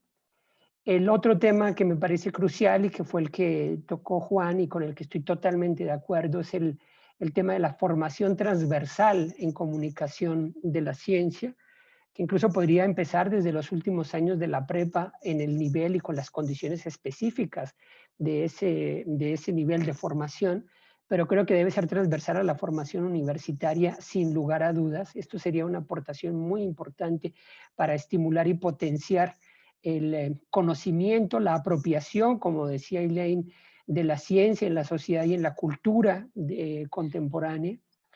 Y en tercer lugar, quisiera llamar la atención sobre algo de lo que no hemos hablado, pero que me parece importante. Y es que los procesos de comunicación de la ciencia deben pensar, digamos, en términos de estrategias transmediales o intermediales. ¿Qué quiere decir esto? Que una misma complejidad argumentativa, conceptual, científica, de un discurso científico, se puede transmitir a diversos niveles de elaboración y en distintos circuitos, ¿no? Esos diversos niveles de elaboración y esos distintos circuitos juegan papeles distintos en la convocatoria y en la integración de diversos grupos sociales al conocimiento y a la cultura científica. Por decir algo, a través de una estrategia en redes sociales con videos de 2 minutos, se genera básicamente un estímulo en determinados circuitos de jóvenes o en determinados circuitos de niños, ¿verdad? Utilizando los recursos que tenemos ahora. Es decir, un pequeño estímulo, provocar un interés. Para esto justamente la construcción y los recursos artísticos son fundamentales.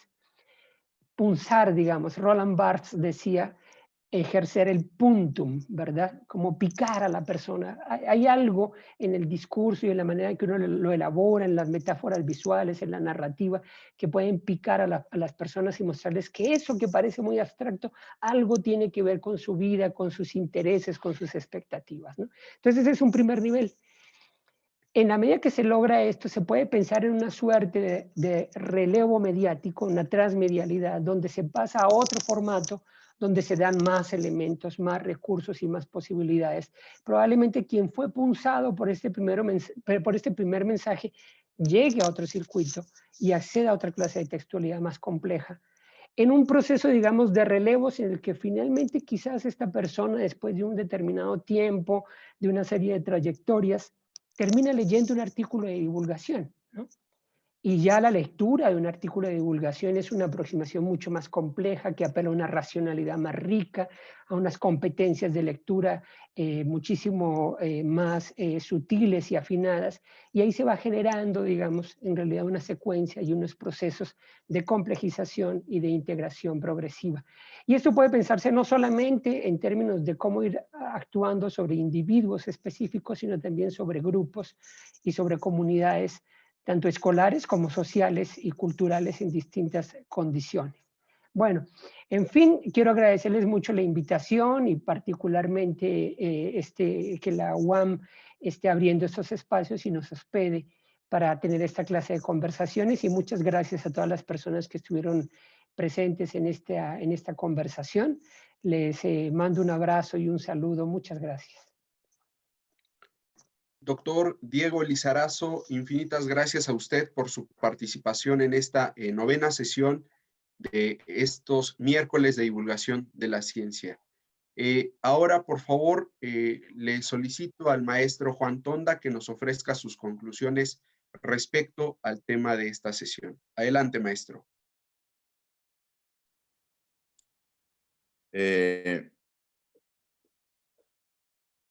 No sé, ¿sí se oye? Sí, ¿verdad? Sí, maestro. Ok. Bueno, pues yo también agradezco mucho el haber compartido con los panelistas, con Elaine, pues es un placer, que la conozco desde hace muchos años, con Diego por sus conceptos y también Luz María, yo también he aprendido mucho de sus comentarios y de sus puntos de vista, y esto pues va un poco en el sentido de lo que dice Elaine, de esta idea de la biodiversidad en la divulgación de la ciencia y la biodiversidad de ideas, ¿no? De no casarse con ideas. Vivimos, esa es una bandera que hemos utilizado mucho los divulgadores a raíz del diplomado en divulgación de la ciencia, que no hay soluciones únicas para resolver los problemas y que hay que aceptar distintas soluciones, así como hay ecuaciones de segundo grado, hay de tercer grado, hay ecuaciones que tienen soluciones infinitas, ¿no? Para que se den ustedes una idea. Entonces, dentro de la misma concepción de matemática, se puede llegar por diversos caminos hacia un objetivo. Yo, como concibo la divulgación de la ciencia, es como una tarea educativa complementaria para el resto de la sociedad.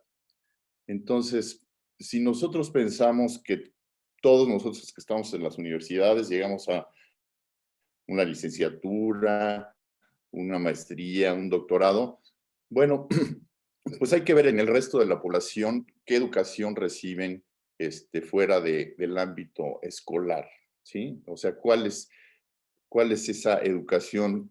¿Se acaba en el momento en que yo terminé el doctorado? ¿Se acaba si yo nunca fui a la escuela? Entonces, ahí es donde creo que los medios masivos de comunicación sí tienen una responsabilidad social con el resto de la población, y yo pienso que los divulgadores sí tenemos una responsabilidad social en las universidades de llevar ese conocimiento al resto de la sociedad en cada una de nuestras áreas, ¿no? En el arte, en la filosofía, en todas las áreas del conocimiento, ¿no? Y ahí es donde yo creo que pues se puede ayudar mucho al resto de la sociedad si una persona que terminó tercero de primaria, pues a lo mejor logra entender lo que es la racionalidad, el concepto de racionalidad, ¿no? Es una cosa muy sencilla, pero si lo logra entender una persona, bueno, pues ya yo creo que un divulgador se va a sentir totalmente realizado, ¿no? A mí eso me produce gran placer como divulgador cuando logro que los lectores de los artículos, de, de periódicos o en cualquier medio entiendan algo, pues se produce un placer infinito, ¿no? Entonces creo que esta parte educativa la resaltaría mucho de la divulgación de la ciencia, y concuerdo con este punto de vista que tiene Elaine del núcleo duro. Sí añadiría que la parte artística también es transversal y tiene que estar presente en toda la divulgación de la ciencia, por lo que mencionaba, y lo menciono en mis clases, de que en todos los artículos tiene que haber una parte de contenidos y de forma. Y en la forma, pues está el arte, ¿no? En la forma de las cosas siempre está metido el arte, ¿no? Los elementos de diseño gráfico, de la parte artística, de que algo se nos haga atractivo, pues la parte del arte, como decía Luz María, es muy importante porque nos hace poder llegar rápidamente a entender cosas complejas.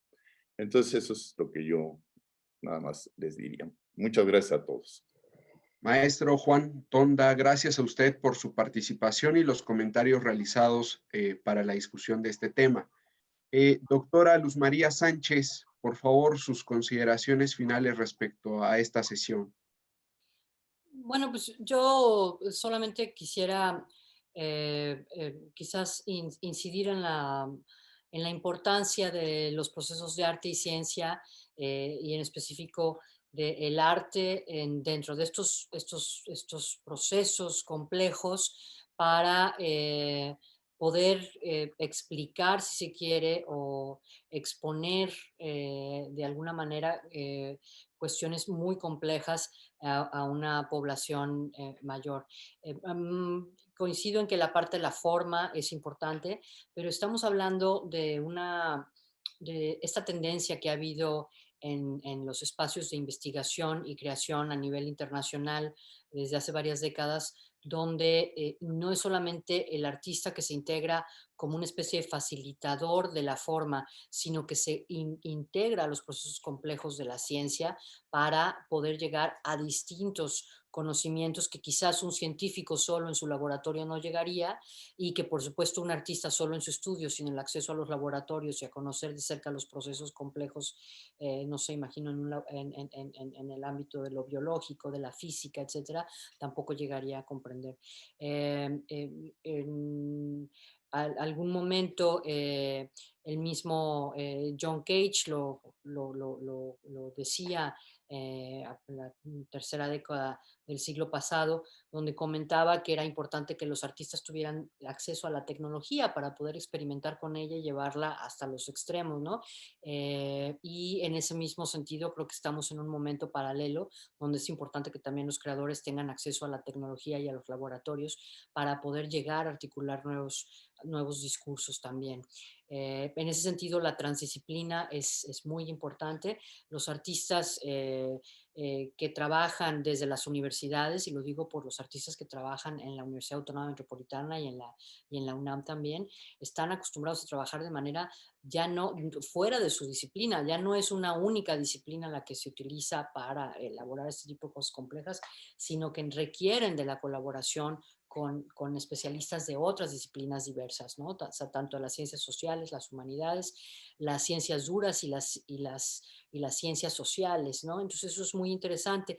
Y en ese sentido, también coincido en que es muy importante que en las universidades se profesionalice la comunicación de la ciencia, que sea una cuestión transversal, también yo coincido con todos, y que también haya una revisión puntual acerca de lo que estamos haciendo en las universidades, porque pues muchos de los proyectos CONACYT y muchos de los proyectos del Sistema Nacional de Creadores y proyectos de investigación propios de las universidades, implica siempre una labor de divulgación, y los profesores investigadores están también metidos en ello, y muchas veces tenemos también, habría que hacer como una especie de crítica y autocrítica de qué estamos haciendo con todos estos productos que son el resultado de los trabajos de investigación e investigación-creación de los profesores de las grandes universidades, ¿no? Y que estos sistemas de financiamiento de los mismos y estos sistemas de